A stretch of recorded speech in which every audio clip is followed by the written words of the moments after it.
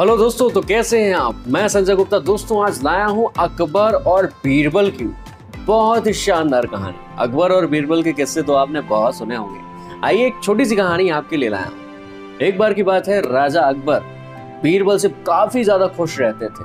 वैसे भी उनकी चतुराई जो थी बहुत ही तेज थी।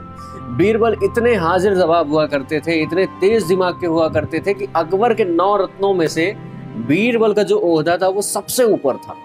और यकीन मानिए, एक बार की बात है, अकबर बहुत ही किसी काम से खुश हो गए बीरबल पे और उन्होंने घोषणा की कि 1000 स्वर्ण मोहरे बीरबल को प्रदान की जाए। उन्होंने घोषणा तो कर दी, लेकिन वो पुरस्कार अभी बीरबल को प्राप्त नहीं हुआ था और बीरबल बस इसी उलझन में फंसे हुए थे कि इतने दिन निकल गए, अब मैं राजा साहब को किस प्रकार से याद दिलाऊं कि उन्होंने 1000 स्वर्ण मुद्राएं मुझे घोषणा के रूप में स्वीकार करवाई थी, जो कि अभी तक मुझे प्राप्त नहीं हुई।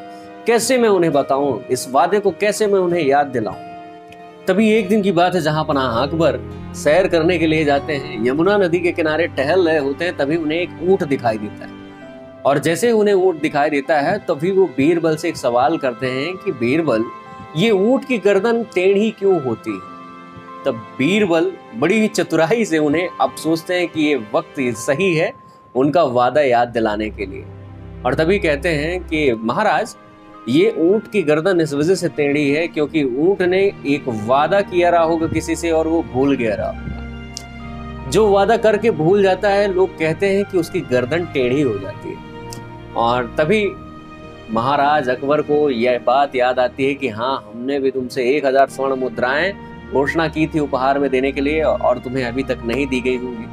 और तुरंत वो उनके दिमाग में जैसे ही ये बात आती है, जहां पनाह अकबर बीरबल को लेकर राजमहल दरबार में पहुंचते हैं और सबसे पहले बीरबल को 1000 स्वर्ण मुद्राएं उपहार स्वरूप तुरंत प्रदान करते हैं और बहुत ही हंसते हुए कहते हैं कि बीरबल, आज भी तुमने चतुराई से अपना जवाब और मेरा वादा याद ही दिला दिया।